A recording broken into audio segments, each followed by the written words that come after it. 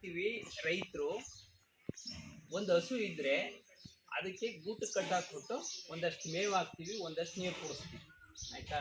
ನಮ್ಮ ಹತ್ರ ಹಸಿರು ಮೇವಿದ್ರೆ ಹಸಿರು ಮೇವು ಹಾಕ್ತೀವಿ, ಹಸಿರು ಮೇವಿಲ್ಲದೆ ಒಣಮೇವು ಹಾಕ್ತೀವಿ. ಆಯ್ತಾ? ಬೇರೆ ಉಳಿದ ಕೆಲಸ ನೋಡ್ತೀವಿ. ಆಗಿದ್ದಾಗ ಅದರಲ್ಲಿ ನಾವು ಯಾವುದೇ ರೀತಿ ಆದಾಯನ ನಿರೀಕ್ಷೆ ಮಾಡೋಕ್ಕಾಗಲ್ಲ. ಅಂದರೆ ಹೆಚ್ಚಿನ ಹಾಲಿನ ಇಳುವರಿನ ನಿರೀಕ್ಷೆ ಮಾಡೋಕ್ಕಾಗಲ್ಲ.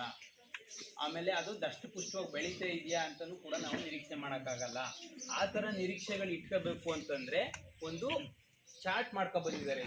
ಈಗ ನೀವು ಜೆರ್ಸಿ ಹಸು ಸಾಕಿರ್ಬೋದು, HF ಅಂತ ಹಸು ಸಾಕಿರ್ಬೋದು.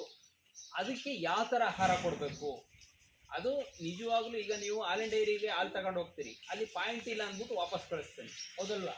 ಏನು ಪಾಯಿಂಟ್ ಅಂದ್ರೇನು? Fat content. ಅದು ಹಾಲಿನಲ್ಲಿರತಕ್ಕಂಥ ಫ್ಯಾಟ್ ಕಂಟೆಂಟ್. ಆ ಫ್ಯಾಟ್ ಕಂಟೆಂಟು ಕರೆಕ್ಟಾಗಿರಬೇಕು.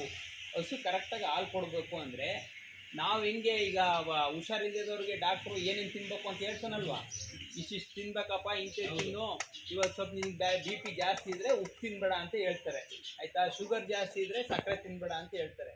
ಅದೇ ರೀತಿ ಆ ಹಸುಗಳಾದರೂ ಕೂಡ ಅವಕ್ಕೂ ಒಂದು ಆಹಾರ ಒಂದು ನಿಗದಿತ ಪ್ರಮಾಣದಲ್ಲಿ ಕೊಡಬೇಕು. ಸೊ ಇವ್ರೇನು ಮಾಡಿದ್ದಾರೆ ಅಂದರೆ, ಉದಾಹರಣೆಗೆ ಆ ಹಸುವಿನ ತೂಕನೂ ಇಂಪಾರ್ಟೆಂಟು. ಈಗ 80 kg ಇರೋನು ತಿನ್ನೋ ಆಹಾರನೂ ನಾನು 60 kg ಇರೋನು ಅಷ್ಟು ತಿನ್ನೋಕ್ಕಾಗುತ್ತಾ? ತಿಂದರೂ ಅದು ಡೈಜೆಸ್ಟ್ ಆಗಲ್ಲ, ಅಥವಾ ಏನಾದರೂ ಹೆಚ್ಚು ಕಡಿಮೆ ಆಯ್ತದೆ, ಬೇದಿಗಿದಿ ಒಡೆಯೋಂಥ ಚಾನ್ಸಸ್ ಇರುತ್ತೆ. ಸೊ ಹಾಗಾಗಿ ಬೇಸ್ಡ್ ಆನ್ ಹಸುವಿನ ತೂಕ